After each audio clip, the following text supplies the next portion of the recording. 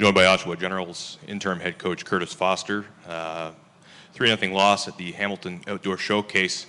Altogether, Coach, a fun event to be a part of. Obviously, kind of a one-of-a-kind experience for you and the players.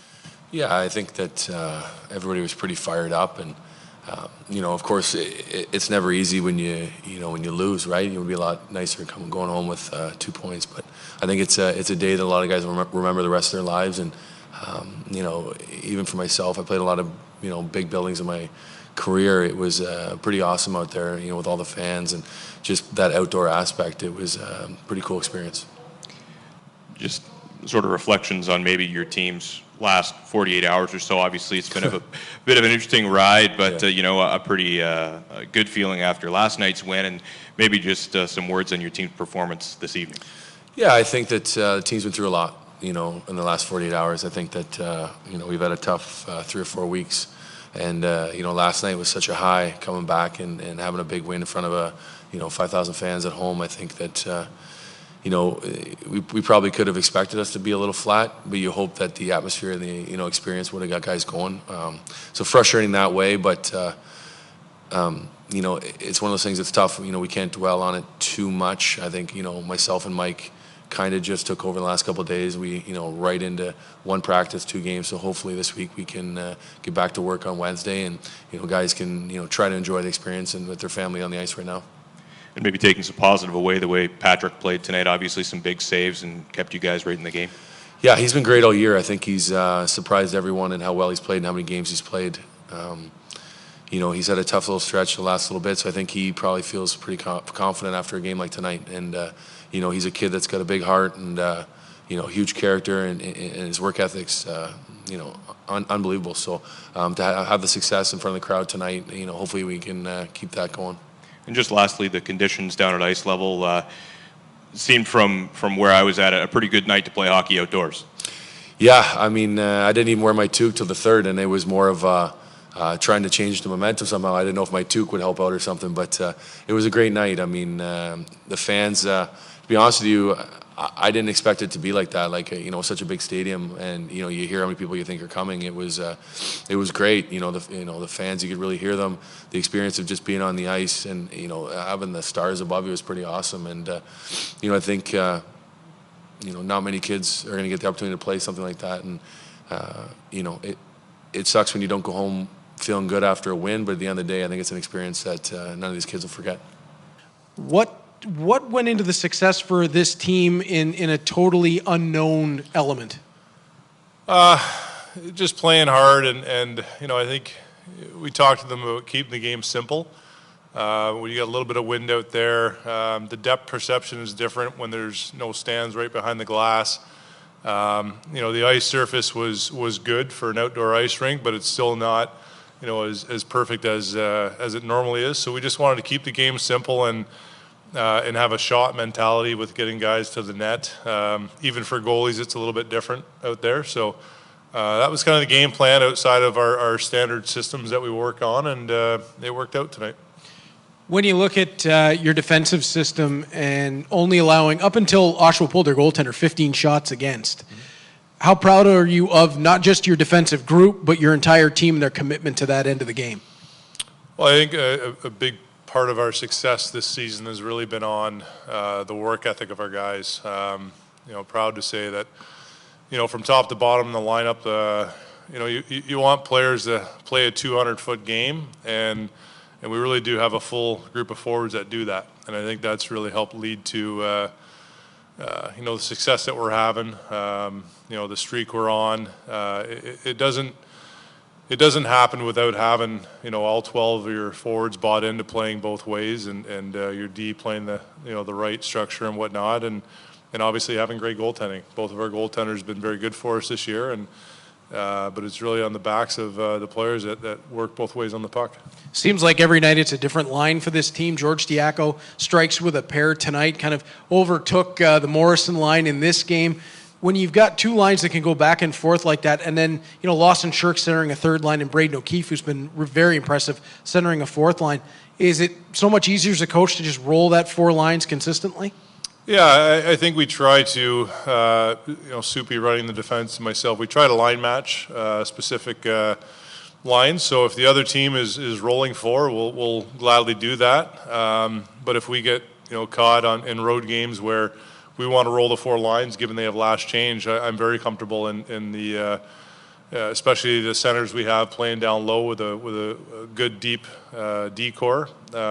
Whether it's Braden O'Keefe, Lawson Shirk's been fantastic all year, and arguably isn't a third line forward, but we have him on the third line because of our depth. And Braden O'Keefe has come in and smaller in stature, but he still competes hard and is dependable defensively. So we're proud of the group we have in that sense.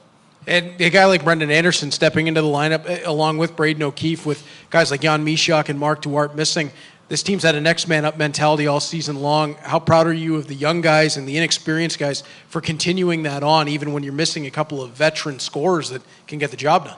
Yeah, we've dealt with injuries all year. Haven't had one game fully healthy. So I think that's helped our team in the sense that, most nights the lines are shuffling. It's different forwards. Sometimes we have centers playing wing.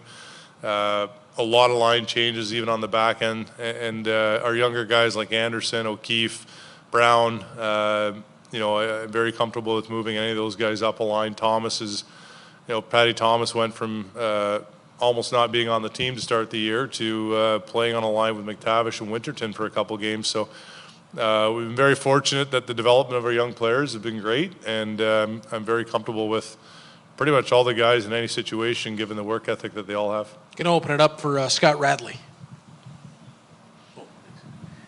You've won 19 out of 20, I think, if I counted right. I'm not sure. That's correct. So is that a heater that you guys are on, or is that who you think your team really is, that you can be that good? No, I think I don't think it's luck or getting bounces. I think our guys have worked and the attention to detail. And like I mentioned earlier, you talk about players. You'll say this player has a great 200-foot game. It's amazing. As a staff, we go over a lot of video with our guys, and we show a lot of positive stuff because there's so much of it. And I'm not just trying to toot the horn of my players, but they all work both ways on the puck. And I think that, it's a really good group. They're tight. The culture in the dressing room is fantastic. And Steve Staios has done just a fantastic job at bringing in really good kids that are incredibly coachable. So it's. I don't think it's luck. I think these players have earned it through the way they've worked.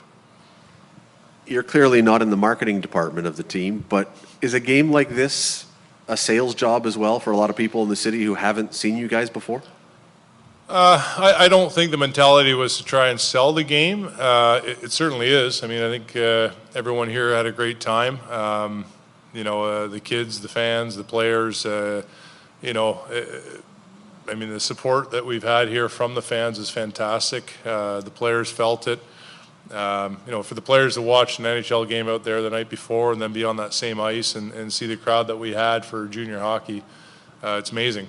I think Michael Andlauer, he did a special thing. You don't see this in junior hockey very often, and it certainly comes with a price tag that the owner, has to pick up, and he did it for these kids. And he had a talk with the guys before they went out, and he did it for them. And when you look back at COVID and all the stuff that everything these players had to sacrifice,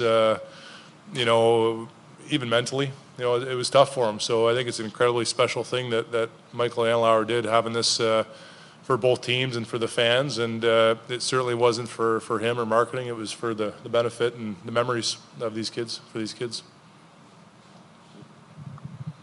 All right, Coach, last one for you. How cold was it on the bench? Because I saw you went to the toque in the third. Yeah, no, it was, the weather was fantastic. It got a little bit colder as the game went on. After every period, the refs came out. You could see them shivering a little bit more. And we were fortunate to have a bit of a heater on the back of the bench for us. So our hands were warm, but the head and the ears were getting pretty cold by the third. Yeah, but it was still fun. What was it like skating in a complete unknown being out here at Tim Hortons Field? It's unbelievable, actually. Just seeing all the fans out there, being with my teammates and stuff, is just an experience I never thought would happen. Now, when you guys were preparing for the game, what were the thoughts in the locker room? Because it seemed like the guys kind of kept it out of the mind for a while, but the last week or so started to amp up a bit. Yeah, exactly. It's a special event. It's a fun opportunity, but at the end of the day, we're here to win a game, so we just kept that the main focus, and we got the job done. You, Mason McTavish, and Ryan Winterton forming quite the line. What's the chemistry been like? You've had a couple of different sets of line mates this season. How did it fit with Mason and Ryan? Yeah, like you know both of them. They're both unbelievable hockey players. Both got drafted really high, so it's easy to play with them for sure. But we've been forming some chemistry, and it's going good. McTavish springs you in the first period. The puck kind of rolls ahead of you. What's going through your mind as you start to corral that puck and you see Lever coming out of the net? I kind of it was ahead of me a lot, so I kind of pretended I didn't have the speed to get there. Then at the last second, I pulled to the backhand. So it was a good little fake, and it worked. Now, this team has won 12 games in a row. You've won the outdoor showcase. What's the feeling like in the room right now? Because it feels like there's something special coming with this team. Yeah, we know we have a good team here. We know we're a tight friendship and stuff, and we just have to keep on going. We've been, like you said, we have 12 games in a row here, and we can't change anything. And finally, George, like you guys have put together a run where not only offensively getting the job done, but defensively. Tonight, up until Oshawa pulls their goaltender, only 15 shots against.